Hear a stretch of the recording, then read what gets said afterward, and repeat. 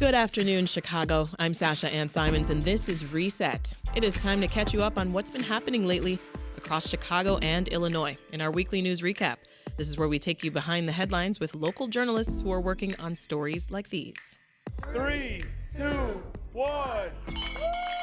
Classes are in session and the fall semester is underway. Chicago Public School students dealing with sweaty and sticky days of extreme heat in Chicago, even breaking records. Mayor Johnson has been quietly interviewing candidates to replace current Chicago Public Schools CEO Pedro Martinez. Chicago city budget could be short nearly $1 billion. Lots to dive into, and I cannot do it alone. So here to dive deep into these stories and much more is Chalkbeat Chicago Bureau Chief Becky Vevea. So good to see you again, Becky. What's it been, a year? I know, it feels too long. Too long.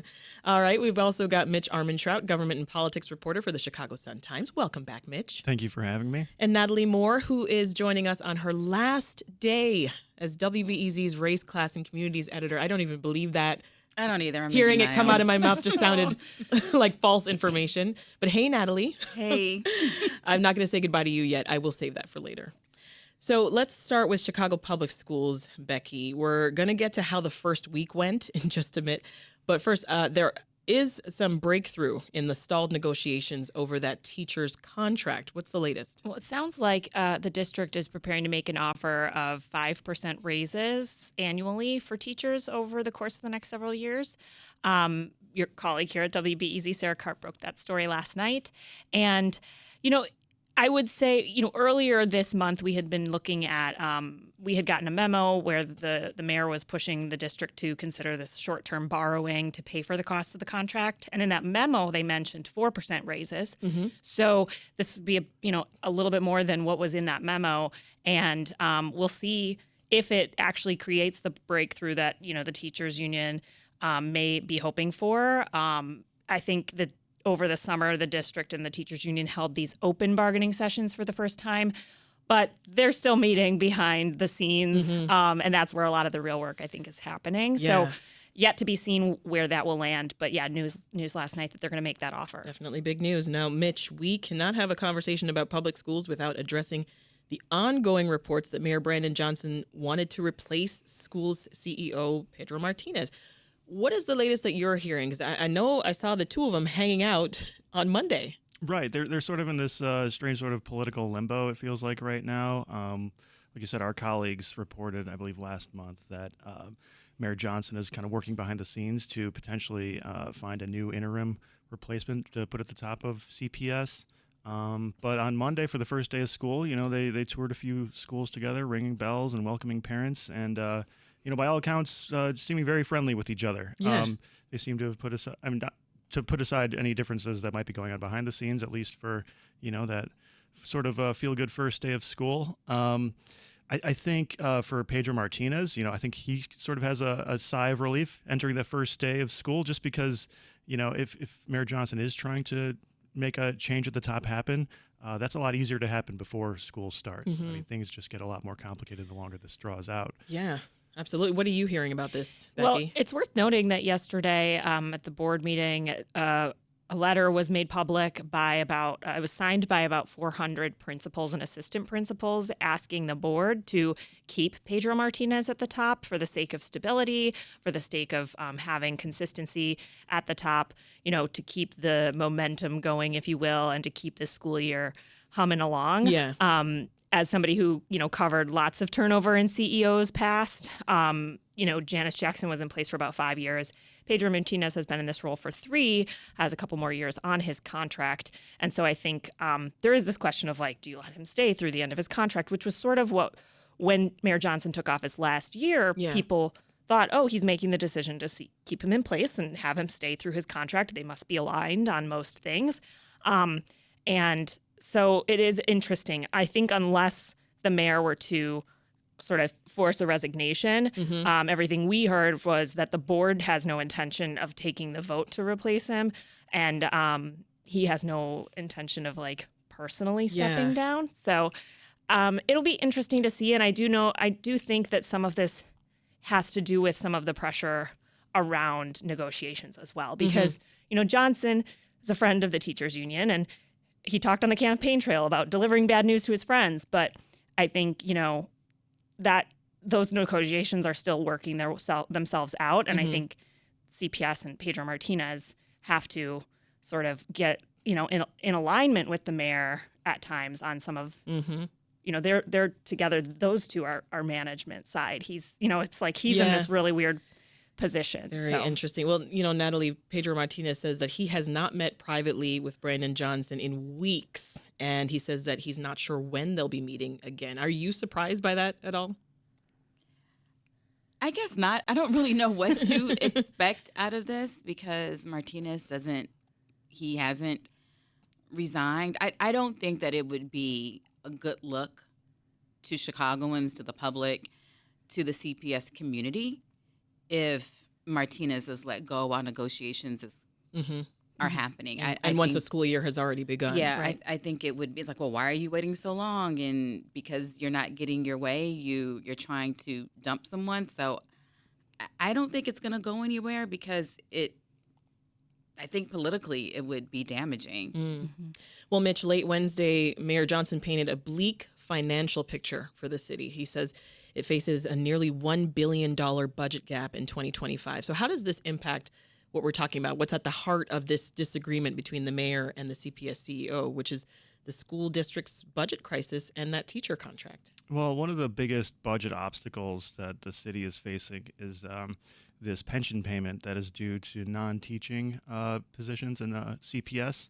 I believe it's a $175 million payment that for the last several years the district has covered. And Pedro Martinez and the Board of Education passed a budget, I believe, last month, which sort of puts that burden back on the city, which adds to just a pretty bleak financial picture across the board for the city. This is sort of a financial cliff that folks have seen for a few years coming as COVID-19 relief funds from the federal government dry up. So now the city's, at least this early forecast from Johnson's office says that they're expecting to be short about $982 million. So almost $1 billion. That's a lot of money. So that's, obviously every budget season, mayors are talking about cuts and places where they can tighten, but seems like it's going to be an outlier. Yeah, to your point, Mayor Johnson said sacrifices will have to be made, but he's kind of stopped short of giving a definitive solution. Let's listen. There are a litany or plethora amount of options that are on the table that my administration will be exploring collectively. So did we hear anything about options that would be needed to deal with this budget gap, like a property tax hike maybe? Nothing specific, just sort of general ideas of one, hiring freeze, two, cutting services where you can, and three, obviously the elephant in the room is a potential property tax increase, which is an especially radioactive political sort of pitfall for the mayor because he campaigned on a promise not to raise property taxes. That's right. Which he didn't do in his first budget. So if he's forced to do that in his second budget, that's obviously not something he wants to do as he tries to maintain favorability among voters. So this is sort of, the budget season lasts up until next spring. So, we've got, this is sort of like him sort of laying out the bad news, kind of trying to gauge the reaction, trying to get How ideas did City from Council folks. react? The folks who you would expect to really jump sort of on Brandon about this, his critics in the council have, come out pretty hard and saying, this is something that we should have seen coming, should have been prepared for. But again, there's still a while yet to see exactly the ideas that come forward to bridge that gap. Right. Well, Becky, thinking of that that huge shortfall, your thoughts on how that might impact CPS and its budget and the ongoing negotiations with the teachers union? Well, CPS similar to the city has faced a big deficit in part because federal COVID money that was, showered upon all of local governments has dried up and is drying up. For the school district, that was the core reason why CPS was facing such a large deficit was, okay, suddenly we don't have this one-time money, and how are we going to maintain what we've been used to the last few years, similar to the city? I think there is this interesting, Mitch mentioned, the pension payment, which is actually a portion of the pension payment that Lori Lightfoot, as mayor, shifted to the schools, saying, hey, listen, most of the people covered under this fund are non-teaching staff, are CPS or former CPS employees. Therefore, CPS should take on a portion of this payment. Teachers union, including Brandon Johnson, they were very opposed to that at the time. Now that he's in the mayor's office, it's a little change of tune. Yikes. I think that the other thing to note is that while the city goes through its process, CPS will likely have to amend its budget once the district determines what the cost of the contract will be. So 5% raises across the board for teachers and non-CTU staff. I think that is going to require a whole series of amendments for the CPS side. So where that pension payment lands could also continue to get batted back and forth while CPS does its amendments. Well, I want to take a look now at how the first week actually went. So while CPS was dealing with the busing challenges and then negotiating of a new contract, there was also another very sticky situation, Becky, those record-breaking temperatures. Yeah, it's hot. Tuesday's heat index reached 114 degrees. How did the schools handle the heat? They going into the week, as parent, that you got on Sunday, they sent letters to everybody saying we have air conditioners in classrooms, at the very least. But most CPS buildings are old and don't have air conditioning. They have window units in classrooms, essentially. I hear the complaints from my teens all the time. The hallways are hot. The other areas of the building are hot. I kind of got them excited. I shared that Sunday email with them. I was like, oh, look, I think your air conditioners are fixed. It's like, well, anybody who's had a window unit knows that it's like not going to heat or not cool your whole They came back house. on Monday like, no, mommy. It's still hot. It's still hot. So not only was it, you could only do so much with window units. I think there was, there certainly were window units that didn't, that broke down, didn't stick, that weren't functioning. CPS did say that they had facilities people out in the field, rapidly trying to respond and get those units fixed. They had a whole bunch on hand, essentially, new ones that they could replace any that were not functioning. The relief of Wednesday-ish, Thursday when it got a little cooler, I think helped. And I know, like at my own kids' school, they have window units, and I think they were able to stay pretty cool for the most part. But they did keep kids inside for recess on that first 2 days. I bet they did. And tell me, while you're still in the hot seat, Becky, about the bus driver shortage, because that's a thing too. Yeah. Yeah. So this is something that has been a challenge for CPS since the pandemic started, since 2020. They continue to cite a driver shortage, which is real and is a challenge. There are fewer drivers than there used to be. However, there are more this year that they were able to hire. But we still had almost 2,000 students with disabilities without rides this week. And no information about when they might get a route or a ride set up for them. So that's huge because these are, students who are among the most disadvantaged in the school system, and to just basically be like, get yourself to school. It's just very challenging when attendance, we know, is so important for students. If you can't get to school, you can't be learning. So that's a big thing. They did say that they are busing more students than they were last year at the start of the school year, and that they've continued to make progress on getting more kids on routes. Pedro Martinez also did say on the first day that his goal is to return service by the end of the semester to students who attend magnet and selective enrollment schools who had their busing cut last year because the district was so focused on trying to make sure that students with disabilities had routes that were not more than an hour. Okay.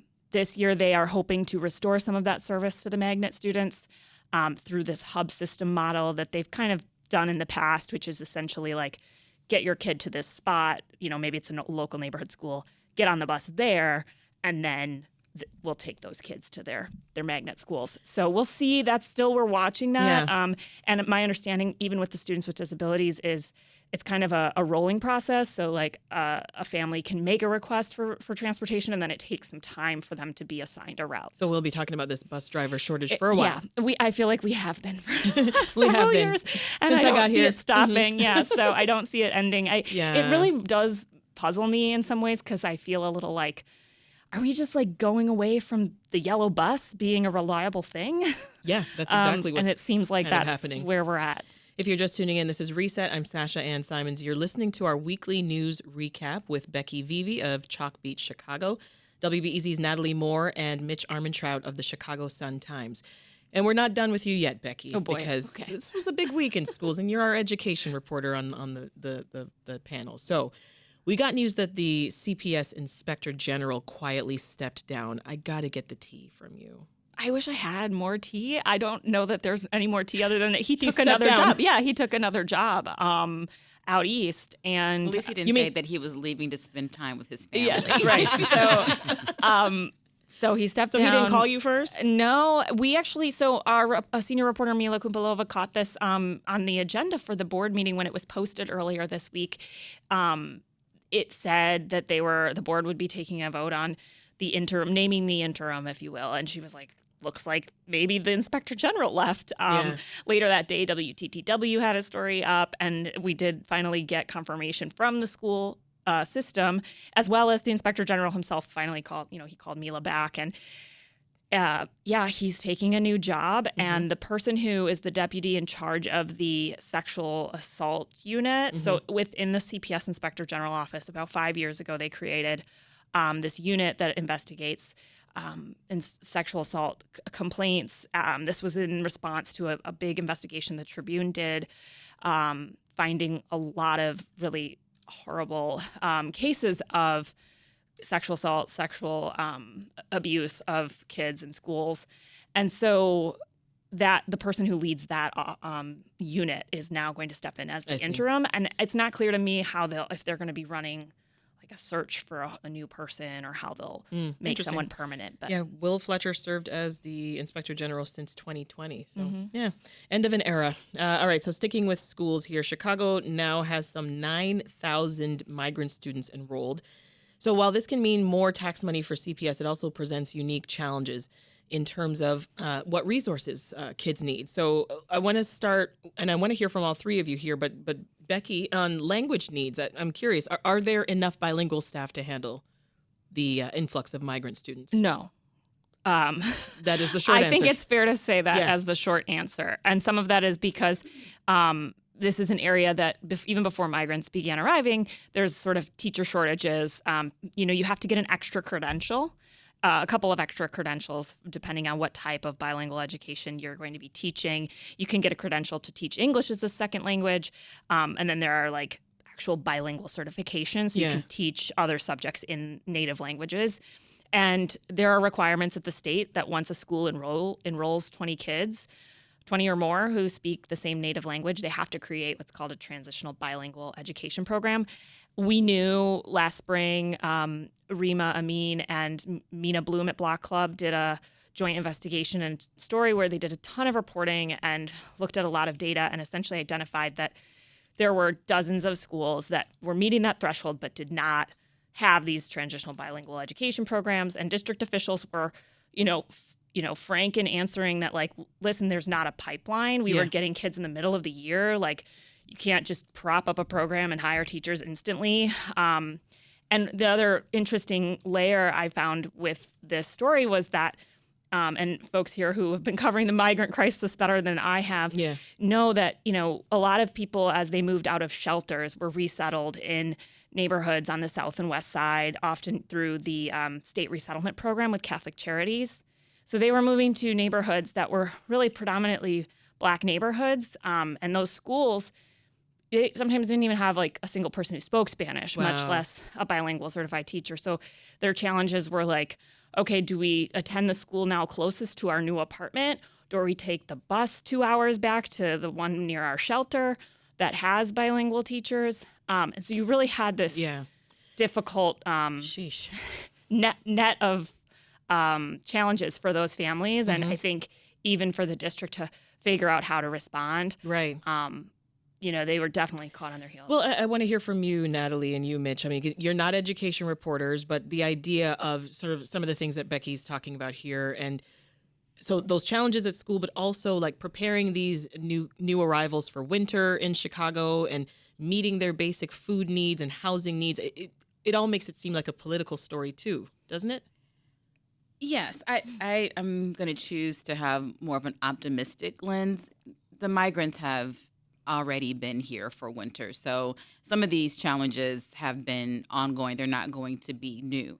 I think that there's also opportunity that is here because when you have migrants settling into neighborhoods that have had population loss, and even though there's a moratorium on school closings, I think that these new children are going to actually help save some of these schools from potentially closing later. So I think, one thing that we are, have been looking at the team is does the future look like? What is acculturation, assimilation, becoming neighbors in these communities, and schools is a place. So I think that the city of Chicago is being reshaped. Yeah. For the long term. It's not just in this moment. It's not just the start of school or the winter that's coming.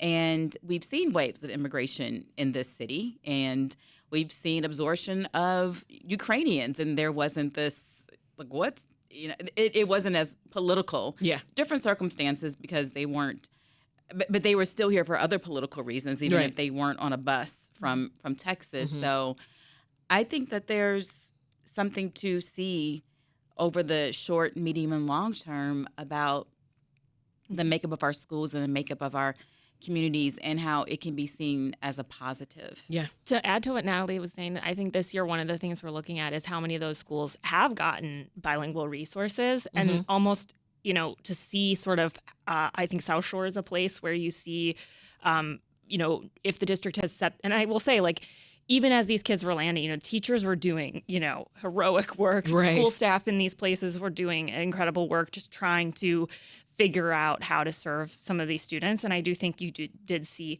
and maybe do see at the start of this year, some optimism that, okay, let's use this to our advantage. Let's get a Spanish program because our school hasn't had one, and that would be great for our kids who've been enrolled here too. So yeah, I think some people are trying to see it as like an opportunity. And these problems are not. I mean, my daughter's school is supposed to offer Spanish. Oh, it doesn't? Principal can't find a Spanish teacher. Yeah. Oh. And this isn't even bilingual, Right. ESL. It is so hard to find a teacher, and she has been trying for close to 3 years. Wow. Well, another issue, this has us jumping over to Indiana for a moment, but schools there made headlines. They're joining other states in banning cell phone use in schools. I'm curious, Mitch, do you think that rampant cell phone use has become a problem in school? Just based on... what does your spidey sense tell you? Just based on the way my niece uses electronics, and my friends' kids are on their phone all the time. And I've got friends who are teachers who say that, that's one of their biggest issues is trying to get kids to put down their phones, pay attention in class. Yeah. And, things as simple as reading out loud. It's tough to sort of keep the focus going. I mean, obviously it's always hard to keep kids focused on anything, but even more so when they've got the world at their fingertips with the cell phone. So, I think it'll be interesting to see more school districts potentially adopt this. I know some suburbs in Illinois are instituting no electronics They're policies. in conversation for sure. I admitted recently on the program that I am the parent that I think contributes to the problem by you're texting. that parent who's texting during the principals Yes, don't like ma'am. that. Sasha. I know you have thoughts on this, Natalie. Yes. Go ahead. Well, I think the problem is not just the students having these devices. Schools are saying, hey, parents, please don't reach out to your kid I don't during anymore. School hours. I've learned. I'm a better person. I think this is harder to probably regulate in high school, but in elementary school, I would say ban them. In elementary school, absolutely. I think there's no, how do you get in touch? You call the school. Yeah, that's how we used to get in touch. 773-535, whatever those four. Yes, for the landline, my friends. It's called a landline. I think the other thing that's at play here, we can talk about kids' addictions to the screens, but it's also a type of surveillance that parents are doing. Parents are worried that there could be a mass shooting. Well, if there is, the school, you can't do anything. And I'm not trying to minimize these concerns, but also, 360 LifeLock. I mean, I'm personally making the choice of no phone at this age. I don't want to surveil our children, and I don't want them to know where I am. I don't want them asking me hey, I see you're here. Can you go Get me something. Yeah. pick something up? And so I think that the culture that we have of instant communication, instant access is probably doing more harm. And I know the arguments, but what if, but. And, you know, when you know better, you do better. And I don't mean to sound like get off my lawn, but we were able to survive without this. You call the school clerk, and the school nurse will call you if your kid is sick. There are things that are in place. We survived without these things before, and we could probably keep going. Yeah. All right, let's take a quick breather here. We've been speaking with WBEZ's Natalie Moore, Mitch Armentrout of the Chicago Sun-Times, and Becky Vevea of Chalkbeat Chicago. And we're back now with more Reset. I'm your host, Sasha-Ann Simons. If you are just tuning in, it is our weekly news recap where we make sense of the week's top local and state stories. Before the break, we discussed how the first week of school went amid ongoing budget shortfalls in Chicago, but there is more news to get to. And here we go. Demolition crews began tearing down the old Chicago Tribune printing plant to make way for the city's new casino. Democrats showed they are counting on abortion rights as an issue to help them win the presidency this fall. The Illinois Supreme Court sided with Republicans, tossing out a law hastily passed by Democrats that could have impacted the November ballot. Our panelist, Chalkbeat Chicago Bureau Chief Becky Vevea, Mitch Armentrout, government and politics reporter for the Chicago Sun-Times, and Natalie Moore, WBEZ's race, class, and communities editor. Now, demolition of the Chicago Tribune's former printing plant began Tuesday. In its place will be the city's first permanent casino. Mitch, you were there for all the red and white smoke.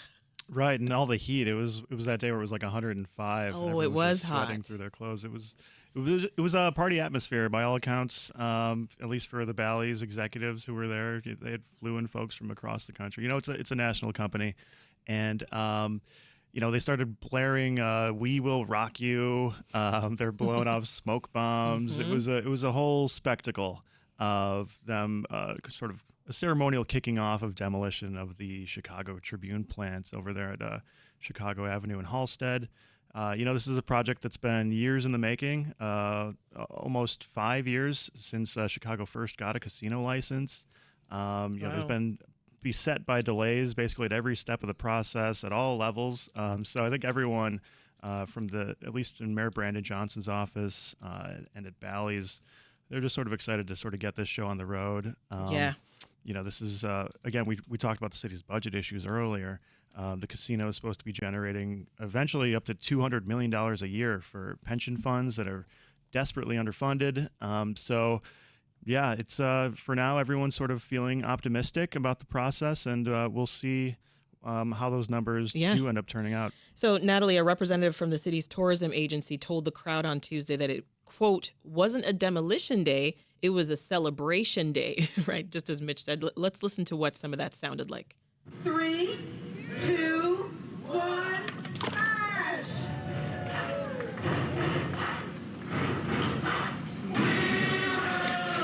There it is. Do you think it felt like a celebration for journalists, Natalie, especially our colleagues at the Tribune? I mean, that was their building. I mean, they were a little weepy about it. It's the end of an era.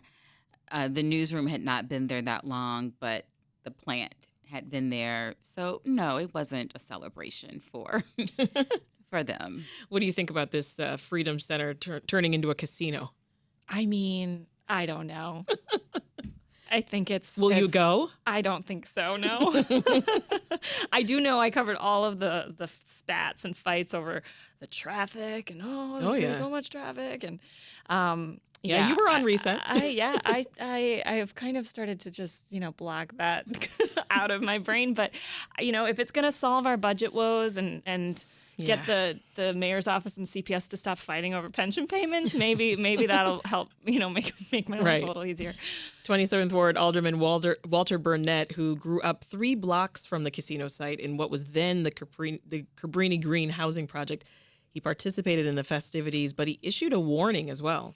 If my folks don't eat, nobody eat. So if Cabrini Green people don't get to work on this site, there will be no more development in the 27th Ward until I'm satisfied. So Bally's has made a lot of promises, Mitch, to the city about hiring Chicagoans.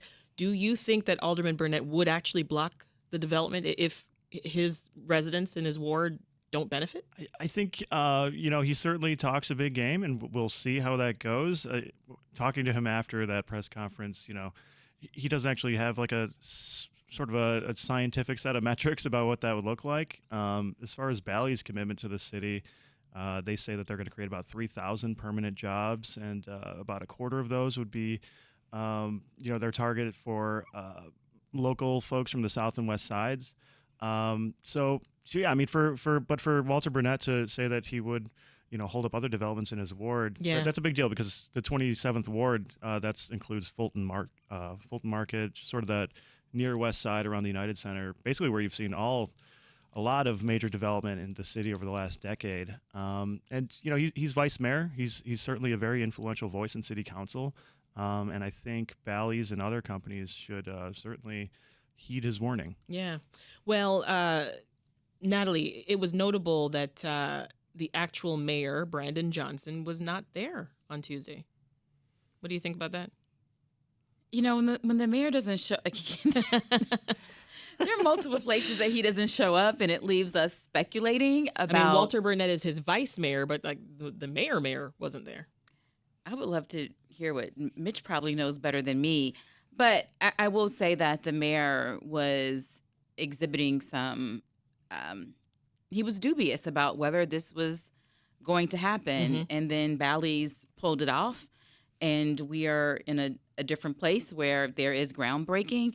I mean, I can't imagine that they just did not invite him, but. No, I mean, I'm sure he was invited. I mean, he did leave a statement, right? Right, yeah. Mitch? So the mayor sort of issued a written statement calling this, one of the biggest investments in Chicago, but again, not like overly flowery rhetoric for what could potentially, be a make or break thing for city pensions down the line. It's certainly a photo op you would expect to see the mayor at. And yeah, we didn't really get a clear answer on what Mayor Johnson was up to. Yeah, like where was he instead? As far as his public schedule for that day, he didn't have anything else on the agenda. That doesn't mean that he didn't have other business.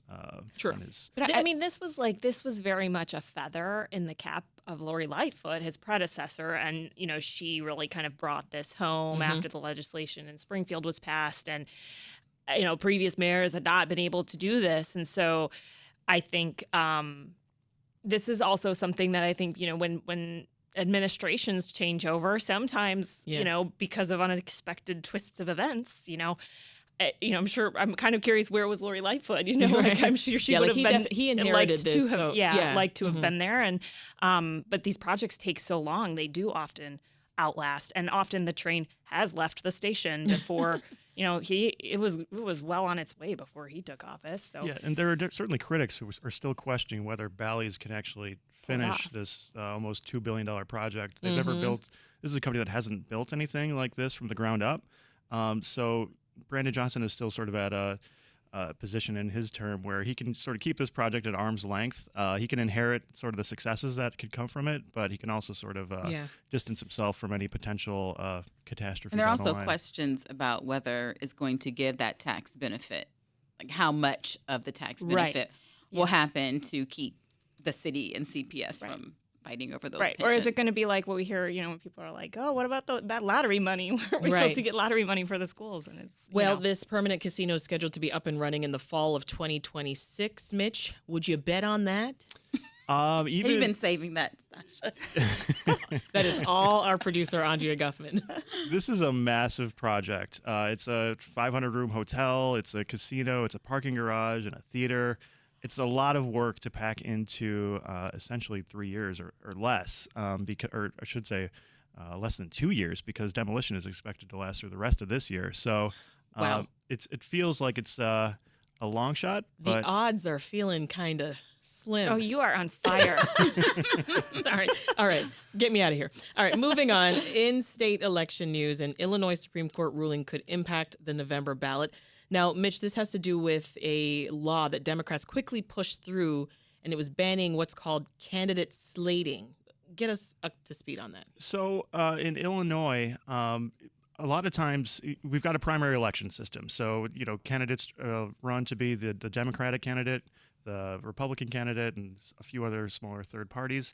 But that's an expensive process to run candidates in, more than 100 state house races. You've got state senate races, all kinds of races. So what a lot of times parties will do, specifically the Republican Party, which is, in a deep minority in Illinois, they won't bother running a candidate in the primary. Instead, they'll have local party committees will slate the candidate for a specific race just for the general election. This is the way it's been for as long as I know. Democrats passed this law that essentially blocked that process from happening, from saying basically you have to run a primary election to have anyone appear on the general election ballot.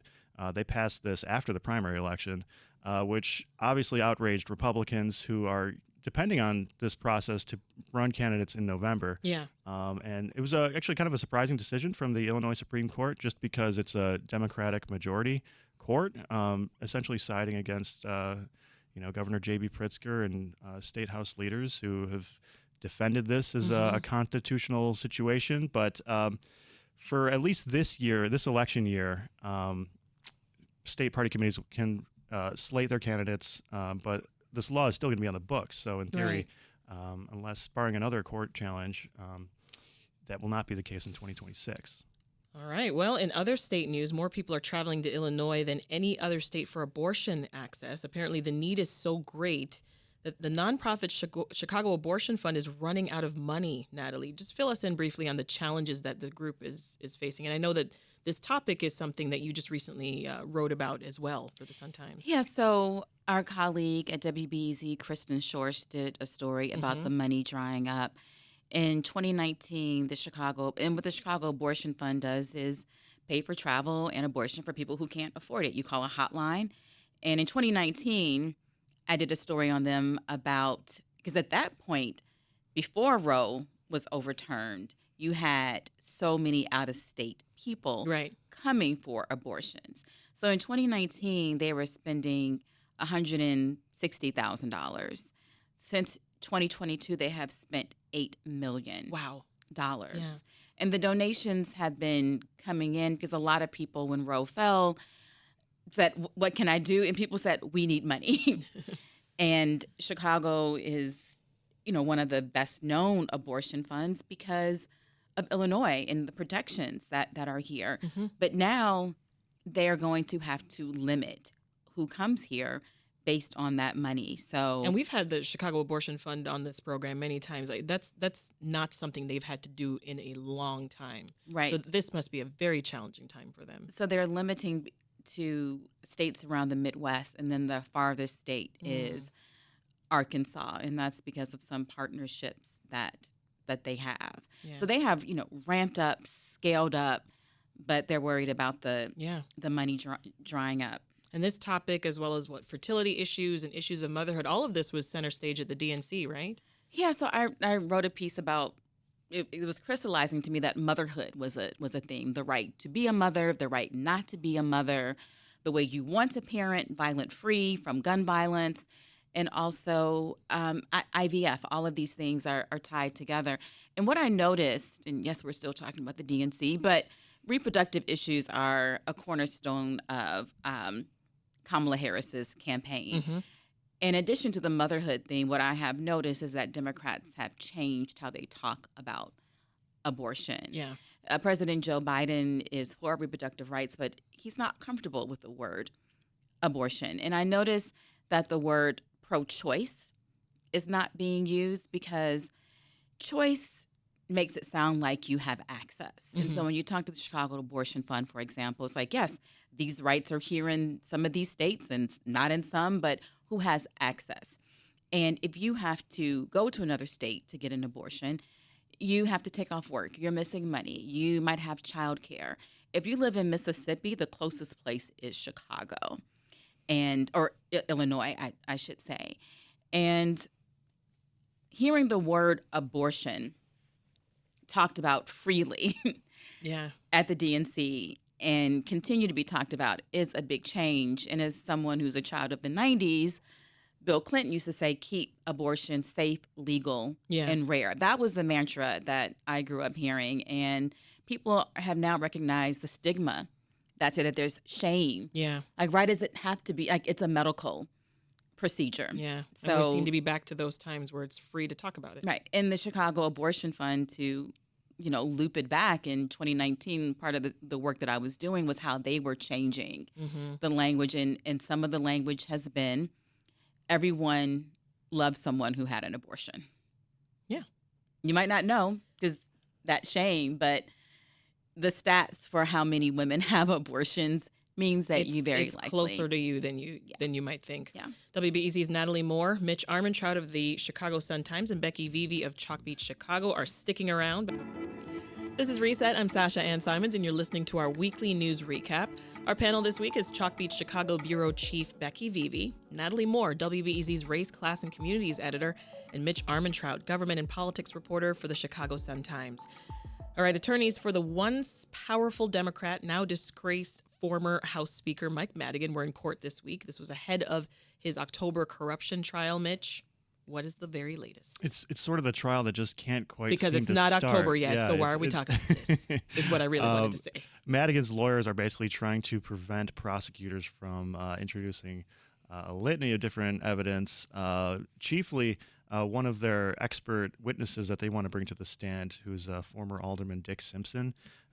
He's written books about corruption and patronage across Chicago and Illinois, and basically prosecutors sort of want him to tell jurors how sort of the Chicago machine works, the system that's sort of as old as time in Chicago of doling out jobs for political favors and political, basically muscle to help get it out the vote for certain candidates.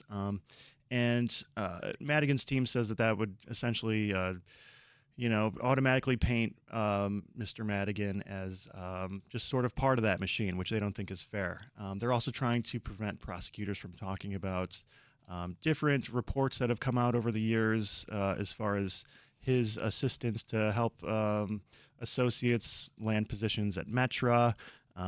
They want to bar basically discussion of how gambling legislation has come together in Springfield, just because they say that would, again, predispose jurors to connecting him to, when they think of Madigan, they think of vice and sort of, cronyism, these sorts of things. So it's worth noting that Alderman Simpson was originally supposed to be called as a witness earlier this year in the Comment 4 case, which was loosely related to Madigan and his influence in Springfield. And a judge ruled that Simpson would potentially bias some jurors. So I see. Yet to make a choice in Madigan's case, but yes, the clock is ticking towards that October trial date. It is sure ticking. All right, so I guess we can file this next story under be careful what you wish for, because a lot of us, we want to see women's basketball succeed, right? But the ticket prices are now sky high for this evening's Chicago Sky versus Indiana Fever game. What is the latest, Natalie? I think that some tickets are going for close to $2,500. Ooh, so that's a lot. People want to see the showdown between Angel Reese and Caitlin Clark of the Fever. So, I went to a game on Sunday. Yeah. $35 tickets, deeply discounted because my daughter's dance school was performing at halftime. And the Sky games are just such a different vibe from the Bulls. It's a more intimate arena, way more kids, way more women. Yeah. And there's really no bad. I mean, our seats were pretty fantastic, but they don't seem to really be bad seats. Like, you can really see Angel Reese. And so today, my daughter is wearing her Angel Reese how cute shirt with her new Jordans. She's got her little Friday fit together. But it is exciting. I hope that tickets just don't remain out of reach for regular people. Like, when the Bulls were hot, it was the same thing. Well, two young ladies from the Roseland neighborhood, they wouldn't let these high costs of the tickets stand in their way to attending tonight's game. What did they do, Natalie? I just this was my story of the week. These sisters, 11 and 12 in Roseland, wanted to go to a Sky game. Their mother, in the spirit of mother saying, "Do you have McDonald's money? Do you have Stanley Cup money?" said, Do you have Chicago Sky money? Because she saw they were $200 each, and so for a family to go, that's that's not accessible, right? And so, just like children have done for decades, when they want to earn money, they set up a lemonade stand. Aww, so I love it. I love this story because it's also so many people have a negative view of Roseland about gun violence, and so here's a story of moxie from these two sisters, and it got attention. A nonprofit donated $2,000 for them to get tickets. They're gonna ride in the limo, and the Sky's gonna give them VIP treatment. So I would bet they're gonna get a photo op with Angel Reese. So they didn't have to raise the full $2,000 because you can't. I mean, lemonade. You'd have to sell a lot of lemonade. If you get $50 selling lemonade, I was waiting for you the end of that can get some chicken nuggets for at the arena for what you can raise. Yeah. All right. Well, listen, y'all. Time's winding down. Labor Day weekend is upon us. Any big plans around the room? On Sunday, very much looking forward to Bike the Drive. You'll see me out there. Oh, is that this weekend? It is Sunday before Labor Day. How did I miss that? That's always I did it for the first time last year, and really recommend that to anyone and everyone. Bike the Drive. I love it. I have zero plans. I'm failing this We do Labor have Day weekend. plans. Well, Promontory Point tomorrow. Yeah, but what else you got going on, Becky? We're gonna see my sister-in-law's family on Monday. Okay. A little celebration. Is she an out-of-towner? They live Cary, Illinois. It's kind of far suburbs, okay. so it's a bit of a hike, but get the cousins together. It's always a fun weekend to spend some time with them. Well, for some, the weekend is going to involve travel. So for the first time in 20 years, flight attendants at United Airlines, they voted to authorize a strike. I want to be clear, that doesn't mean that they're going on strike. The vote is a procedural step, and while it does mean the chances of a strike have increased, no one is walking off the job anytime soon. We're just going to definitely keep our eyes on United Airlines right now. All right, our thanks to Becky Vevea of Chalkbeat Chicago, Mitch Armentrout of the Chicago Sun-Times, and WBEZ's Natalie Moore.